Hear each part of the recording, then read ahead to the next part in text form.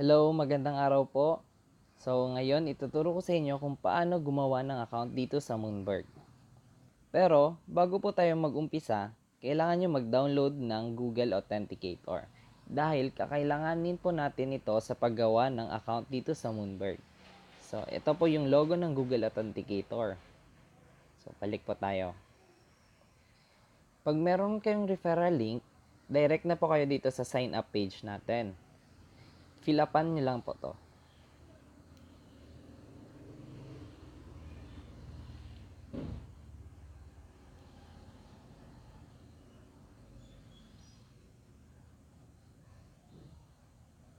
So, after nyo mag-fill up, meron po tayong verification code na kukunin sa email. Bale, 7 digits po to.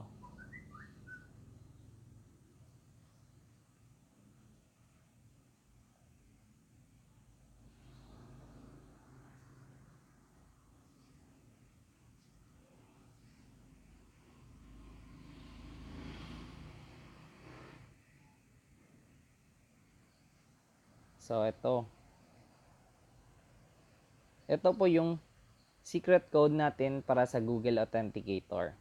I-save nyo po to para in case na mawala yung device nyo, pwede nyo i-transfer tong code sa another Google Authenticator or kung ano man yung gamit nyo sa 2FA nyo. So, copy. And then, open natin yung Google Authenticator, begin, enter provider key. So, dito nyo lagay yung key nyo.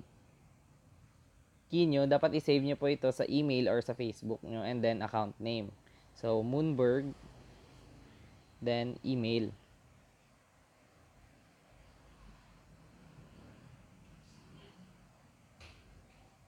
So, add. So, ito po yung key ko every time na mag-login ako or mag-withdraw. So, 655703. 655703. So, and enable 2FA.